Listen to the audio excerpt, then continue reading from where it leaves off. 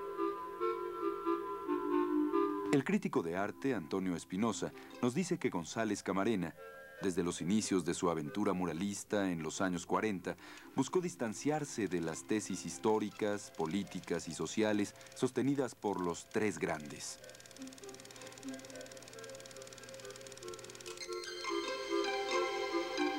En varias ocasiones, Jorge González Camarena manifestó públicamente su decepción de la revolución y sus promesas incumplidas. Pensaba, con justa razón, que el movimiento armado había fracasado en muchos de sus postulados y por ello había dejado de ser un estímulo para la creatividad artística.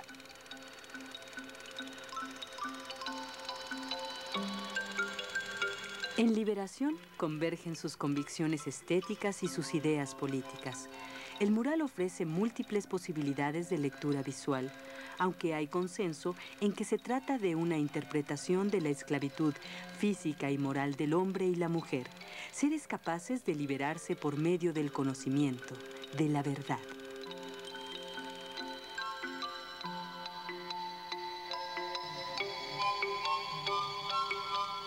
El mural de González Camarena presenta 3 escenarios divididos por 2 columnas, alineadas con las columnas reales. Una con motivos jónicos, representando a la cultura occidental. Y otra con motivos prehispánicos, representando a la cultura indoamericana.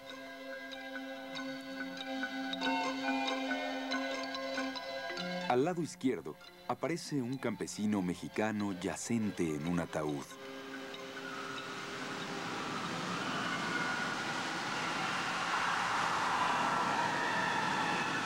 A su lado está una marmórea figura femenina, cubierta de tatuajes que simbolizan prejuicios y prohibiciones.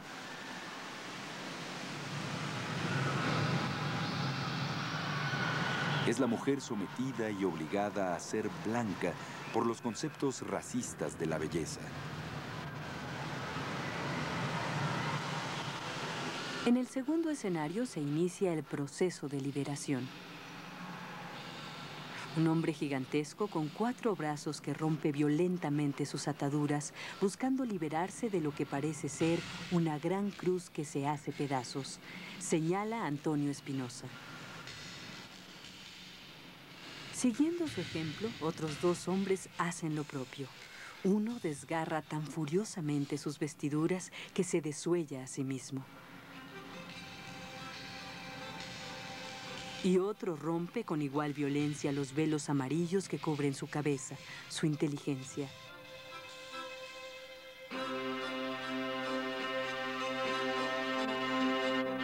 Estos 3 hombres, esclavos de sí mismos, han encontrado la manera de liberarse.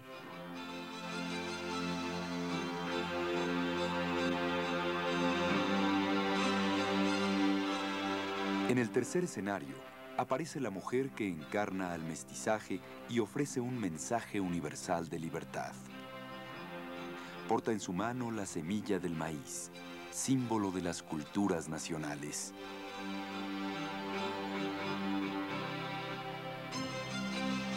Esta gran madre mestiza camina hacia la liberación espiritual que proponía un pintor talentoso que no comulgó con la vanguardia ideológica de su tiempo, pero que tuvo la capacidad para crear su propio lenguaje formal y dar expresión plástica a su utopía, nos dice Espinosa.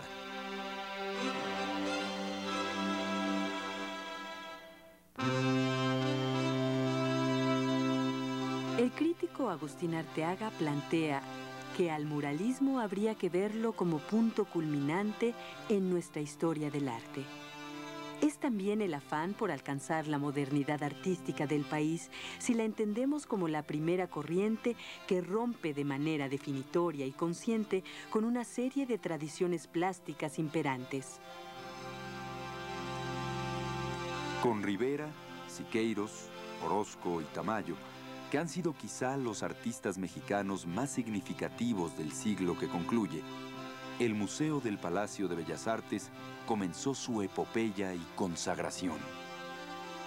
Artísticamente hablando, la revolución no fue solo una guerra civil cuyo movimiento armado abriera nuevas instancias sociopolíticas. Fue además una consigna del espíritu, un vértigo contra las circunstancias, concluye Arteaga.